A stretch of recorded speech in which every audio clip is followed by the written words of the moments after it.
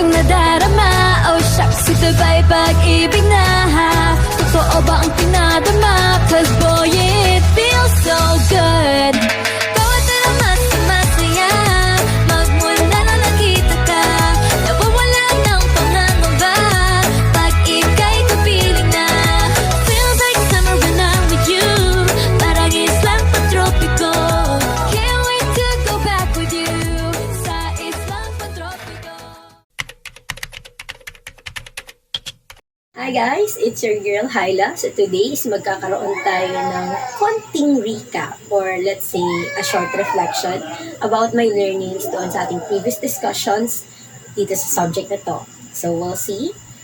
According to this is meron tayong 6 questions and those questions will determine kung ano nga ba yung mga natutunan ko during this topic. Ayan, so our first question would be, what was your initial understanding about the topic?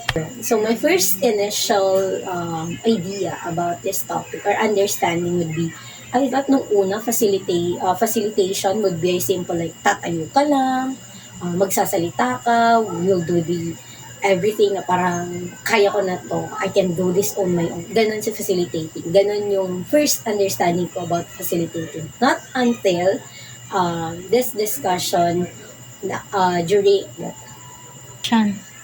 So ayan, so during our discussion, I think nasa module nasa topic 8 ata to, it's about facilitating. So my initial understanding about facilitating is akala ko like tatayo ka lang, magsasalita ka, you'll do everything, like magpapaka-superhero ka kasi you're the facilitator. That's my first initial understanding of being a facilitator, because fun fact, I am a facilitator myself, but I am facilitating without the general idea. Ano nga ba si facilitation? Not until this topic is na-discuss sa ating ni Sir during that discussion.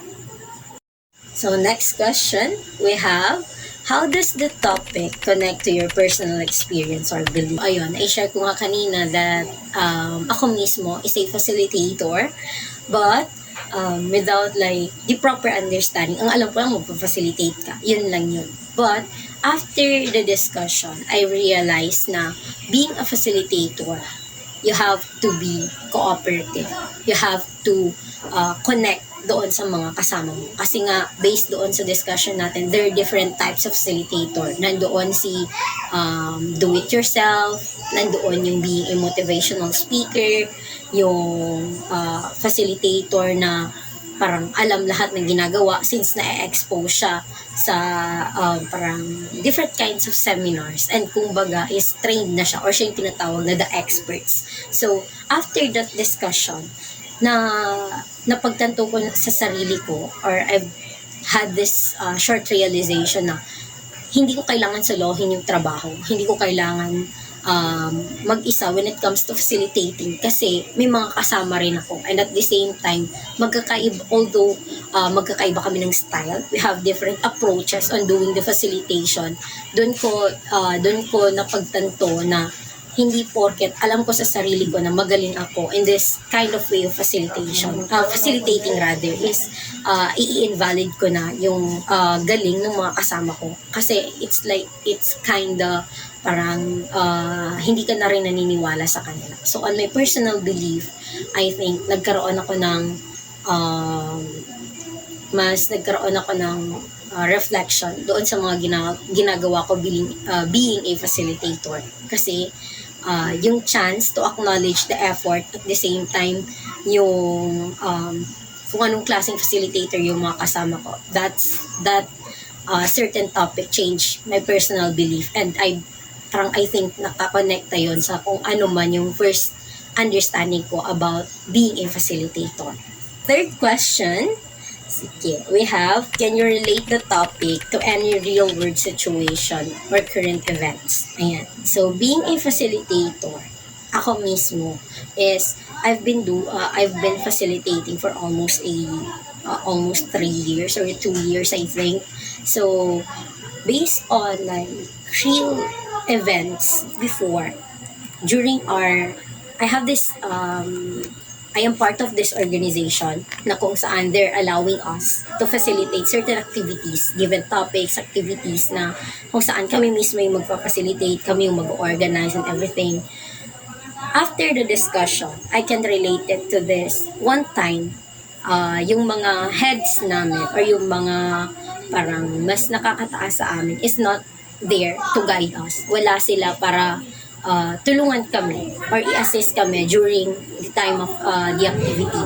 So, bilang kami na lang yung naiwan doon, I have to do the initiative. I have to be this type of facilitator na parang do it yourself. Since wala yung leaders, wala akong aasahan, I have to do it myself. I have to do it on my own way in order na ma-survive namin yung certain activity na yon. And during that time, I've realized na hindi naman most of the time kailangan aasa tayo doon sa mga mas nakakataas sa atin. Because sabi nga doon sa discussion natin kasama si Sir, meron tayong facilitator or type ng facilitator na tinatawag na parang do it yourself, na kung saan ikaw yung nag-initiate, ikaw yung nagli-lead doon sa group in order na maging successful kung ano man yung bagay na gusto nyo maging successful during that activity. So, yun yun.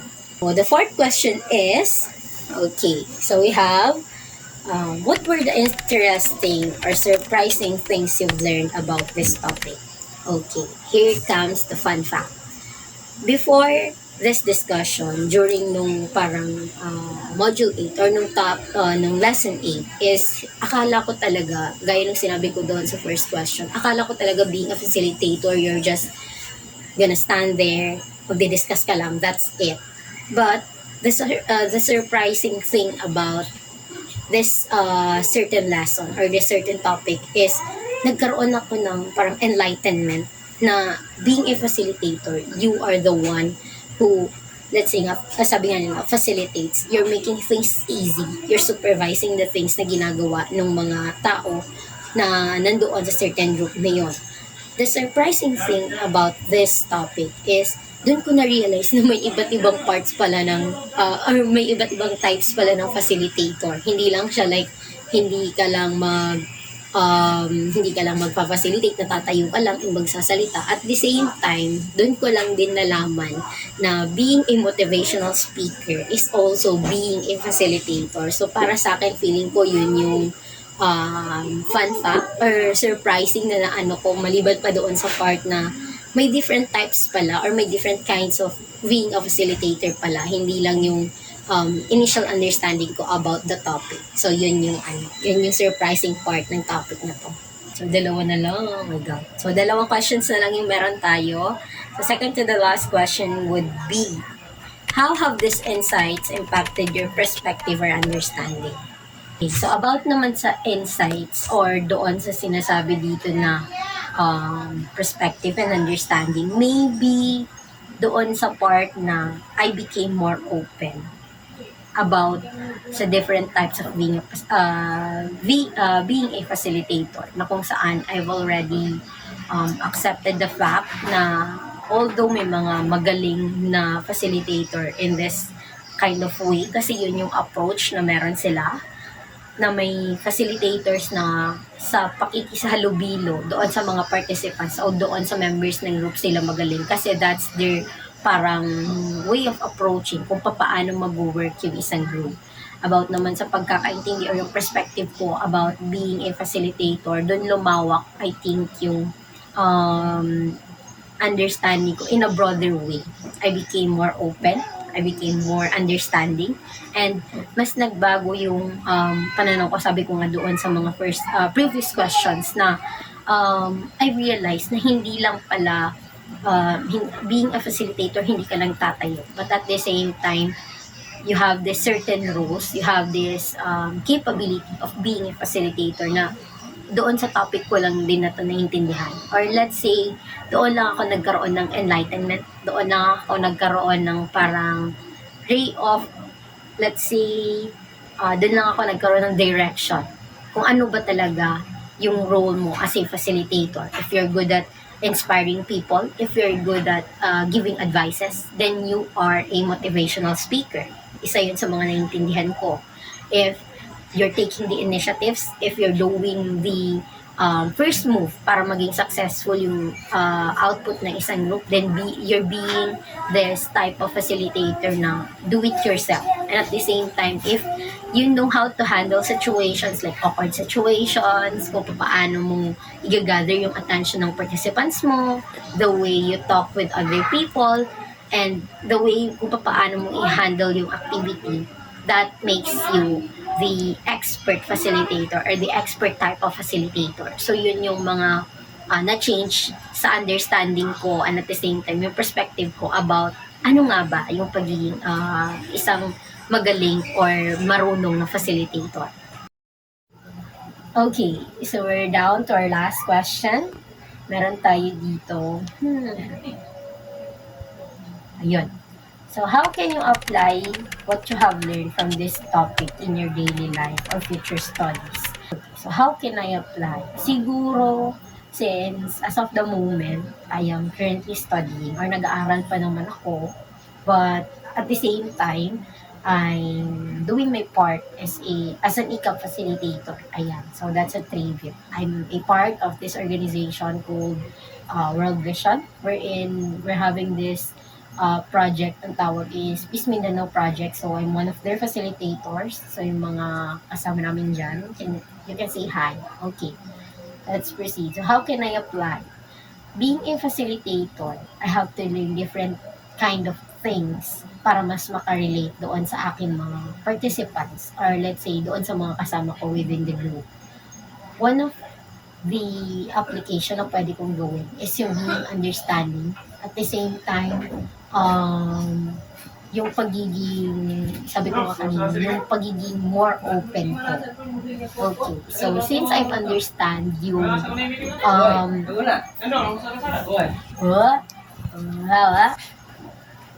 okay, so ang tanong is how can I apply this learnings to my daily life or future studies? Being a facilitator, I have to learn certain things or different kind of things in order to relate doon sa mga nakakasalamuha ko. And having this better understanding about how you become a better or a effective facilitator, dun ko na-realize na I can use yung isang type doon, di ba? Masyadong, yun lang yung parang tumatak sa akin. But yeah, yung doing the initiative. You don't have to parang 24 hours binabantayan ka, hindi pwedeng buong araw may supervisor na magbabantay ng ginagawa mo. Kasi hindi naman sa lahat ng oras or hindi lahat ng activities nandoon sila, di ba? So having this kind of initiative na parang alam mo kung ano yung gagawin mo, alam mo kung paano i-handle yung situation, that's a kind of knowledge na pwede kong i-apply on my future studies or future activities na gagawin pa namin in our organization. Hindi lang sa organization, kundi pati na rin sa araw-araw na pamumuhay. For example, a very simple example is yung pag-take ng initiative na ayusin yung mga gamit sa bahay, maghugas ng plato, magwalis, kung may marumi, ayusin yung dapat ayusin. Those are one of the things na feeling ko may a-apply ko yung good characteristic or yung pagiging isang magaling na facilitator, kasi hindi ka lang naman nagpa-facilitate sa labas, di ba? Nagiging facilitator ka rin sa loob ng bahay nyo kasi you're taking the initiatives, you're doing these things na kahit hindi ka utusan, alam ko may magre-react, pero okay lang yun. So, yun. Feeling ko yun yung magiging application ng mga learnings ko sa topic na to. Okay, so alam ko, sabi ko kanina, that's the last question that we have, pero alam ko mabibigin kayo.